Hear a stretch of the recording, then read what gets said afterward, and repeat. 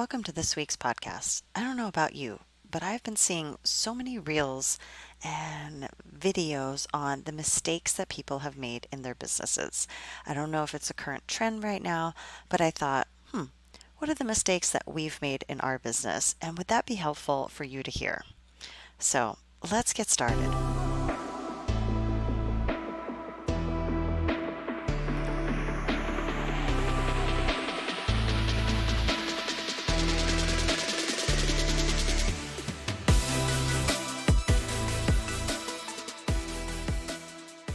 Hi, welcome to Animals and Aquatics. I'm Gina, your host.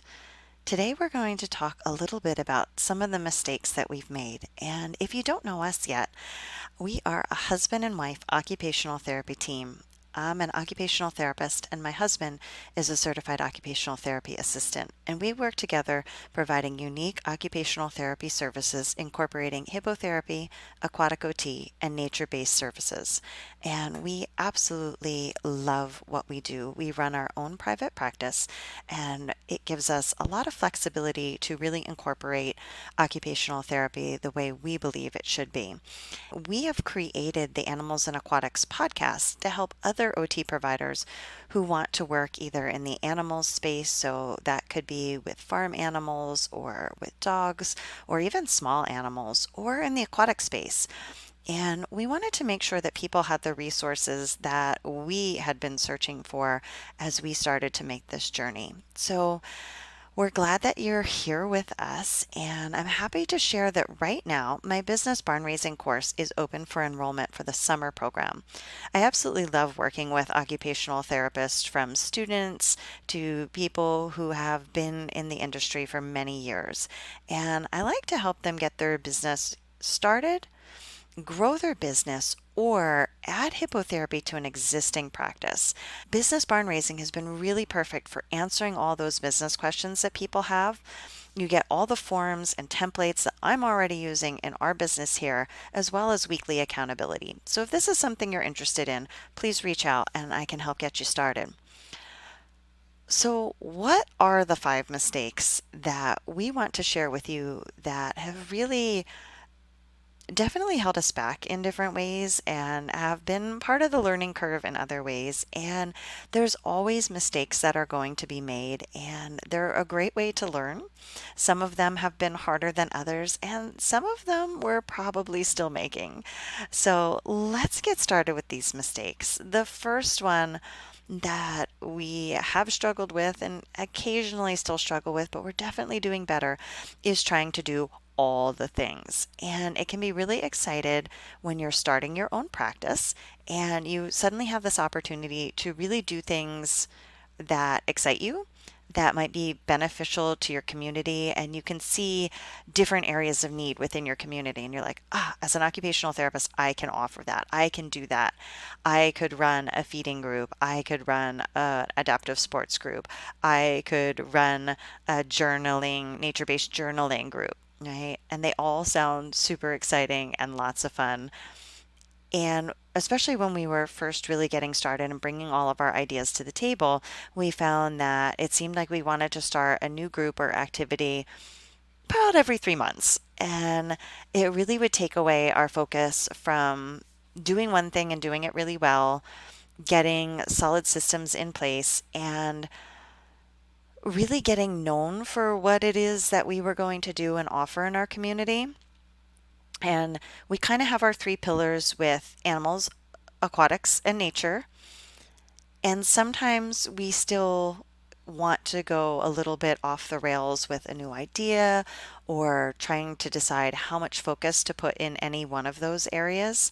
Certainly, any one of those areas could be its own niche practice by itself. And there are certainly many people who do just practice incorporating aquatics or animals or just in the nature based area. And we like having some variety in what we do and where we're at, and it allows us to see our clients in different settings, which is really nice. But it also can, again, lend to distraction. It can be harder to market because we have to decide which area are we maybe full with clients, and where's an area we want to attract more clients to, or where is one of our facilities have opening and time for us that we could add more clients in that works with our schedule. And maybe is there another area where we have clients but we don't have that facility availability. So trying to focus on the things that we do best and making sure we're staying focused on those things and not doing all the things. Now, this kind of a little bit ties into the second area that is a mistake that we've made is not setting good enough guardrails. I like to call them guardrails because they really, again, help keep you on the road to success. And we've been talking about this in that when you're running your own business or private practice, it's so much of a representation of you. And it's just you and your face, and it's your business. And we want to make it obviously the best business that it can be. And that leads to being very giving of our time, giving of our expertise, very supportive to our clients and families. And of course, those are all important things, but it's also important to set guardrails on our time, on our expertise, on our travel arrangements, on our locations, in so many of the different ways that we have practiced, that we continue to practice, making sure that we have those guardrails in place. And of course, being in a profession like occupational therapy, you're very empathetic and you understand deeply what your clients are going through, what the families that you work with are going through. And that can again lead to sometimes not having those guardrails in place that really keep you on the road, keep you focused, keep you moving towards success. And that's something that we continually kind of revisit, especially if we notice that we feel like we're getting sidetracked a little bit or pulled off a little bit. And that's an area that is an ongoing area of development, but definitely has been a mistake of not setting up those guardrails early on and being really clear with families through that intake process of how we work, what's important to us, when we're available, when we're not available. And I'm going to tie that into the next mistake that we have made, which is reinventing the wheel for our systems for intake and onboarding. It seems like we will use one intake and onboarding system for a year, and then we want to tweak it to make it better, which is a great thing. You certainly want to be able to make your systems better as you grow. But it seems like instead of tweaking the system, we're really reinventing the system a lot. And that takes a lot of energy, it takes a lot of effort. It doesn't lead to a smooth intake process for families often. And one of our mottos for a business really is keep it simple, because we're parents of three young children, and like we need to keep things simple for ourselves right now. If we're going to run our business and have it be successful, we need to keep things simple. And we want the intake process to be simple. One of the really important things with onboarding clients is to make it feel intuitive for them, to make them feel like they're smart and they understand the process so they don't get hung up in doing the paperwork, in completing the process, in getting lost in your email inbox or messenger inbox.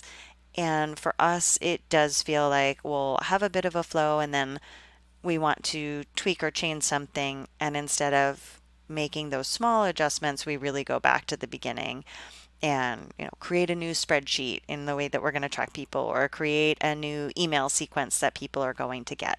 So I think that's one area that we could save some time and we could get a consistent system that we all know how it works and just keep making it better rather than changing it. Now, another area that I would say has been a mistake for us is priorities. And this is again, is one where we spend time putting out little fires sometimes before doing things that would generate income for us, or even things that are important to our family. And one of the benefits of being in private practice is that it gives us the freedom and flexibility to be home with our children, to put family first.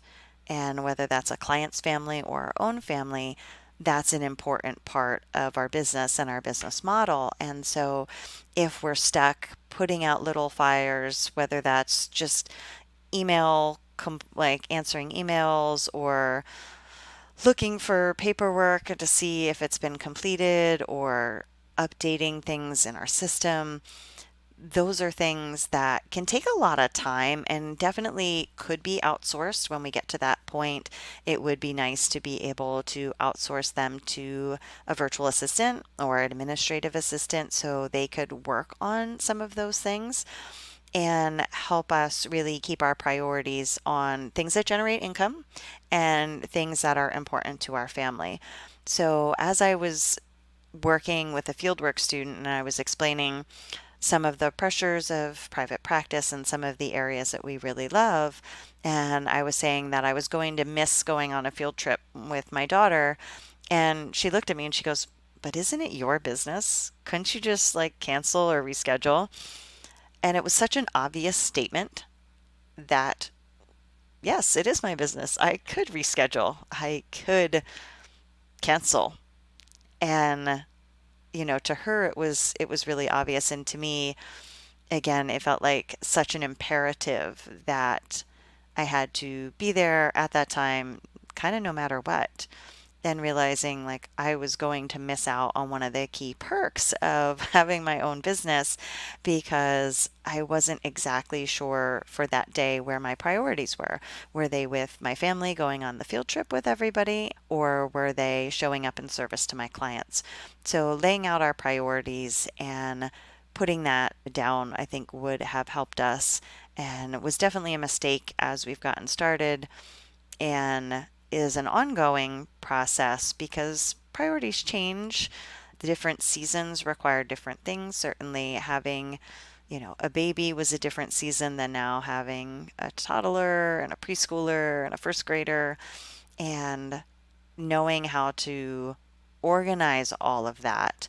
And I've always said, like, I don't like the term work life balance. I like the term work life priorities because sometimes work is a priority and sometimes life or family or the things that happen outside of work are a priority. And really, when you're running your own business, a lot of it runs together because your work is what supports your life, as a job does too, but there are much more clear cut boundaries often around a job than there are around your own business when you're responsible for all the things. And it's one of those things that is really important to talk about and come up with like what your structure is, what your ideas are for how you're going to manage changing seasons, both the actual outdoor seasons as well as seasons within your family. And how do you get those priorities and check in with them every so often so that way you can make sure that you are reaping the benefits of having your own private practice. Now, the one that I've saved for last, for number 5, is a little bit of a touchy one, I suppose, because it's our name, our business name. It's the name that I came up with a long time ago, and it was really meaningful to me. So, our business name is Epona Therapy Services, and Epona is the Celtic goddess of horses and healing. So, if you know anything about our business, that totally makes sense, except that none of our clients know what Epona is. They don't know how to spell it, they don't know how to say it, they won't remember it when they need to go look it up. And it's kind of a sunk cost prison at this point because if people know us at all, they're going to know us that way, or they just know us as Gina and Ryan. And so, although we have wanted to change our business name and we have come up with several other names that we thought were viable, we found out that there was an aquatic swim school nearby with one of the names that we had come up with as an idea. And we had actually registered that name as a DBA with the state, and it didn't come up anything for that name and therapy, but we didn't realize that it came up with that name and swim or swim school. So that was one name iteration that we went through. Then maybe a year later, we came up with another name iteration. We were really excited about it. We did some preliminary branding around it, and we hadn't like told anybody. And we had one discussion with someone who was not in our local community, a professional from far away, and we have no idea how this works, but somewhere in the universe, that once we spoke it, it came into being. And when we did the next round of Google search to see what that name, like making sure nothing came up with it or nothing that we had already seen, because you're not going to find a name that's like completely not taken in any way, shape, or form unless you're kind of gobbledygooking something together, and then you're going to run into the same challenges that we had as people aren't going to know what it is, they're not going to remember it, they're not going to know how to say it. So after we had talked about our next future name, the second time around, probably maybe 2 months after we had kind of come up with the name, we Googled it again. And sure enough, there was now Google listing and a Facebook page that had been started like 5 days before, like 5 days ago, but had been like after we had talked about using that particular name. And I'm not sharing any of these names because it doesn't really matter to the mistake part. But now we're kind of like, now what do we do? Like the two names so far that we have come up with, have we've struck out with. We still have our name, and we continue to do business with our name. We continue, people know us. We put out marketing, like our community partners have our name and our information. So then it's like, well, do we just keep it? Like, I don't know. So it didn't feel like a mistake at the time.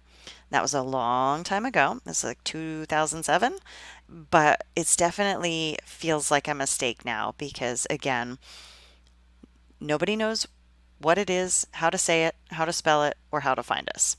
So if you search, for us and our town name, like Gina and Ryan in the town that we live in, I don't know, maybe you'd find us. Maybe if they search hippotherapy in our area, we're going to come up, but we may not be the first on the Google search. So that's another area that I would say was a mistake for us.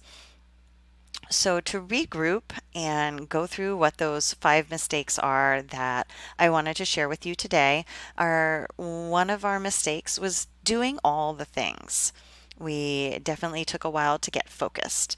Then I would say not setting good enough guardrails was an early on mistake and something that we periodically have to go back and review to make sure that we're staying on track. Then, reinventing the wheel in our systems, intake and onboarding is a mistake that takes us time and does not help us to keep things simple. Our priorities and making sure that we're revisiting them through different seasons of life as well as different seasonal seasons is important because if you work in a nature based practice and you work somewhere that has a climate that has 4 seasons outside, you do have to look at those priorities as you go throughout the year.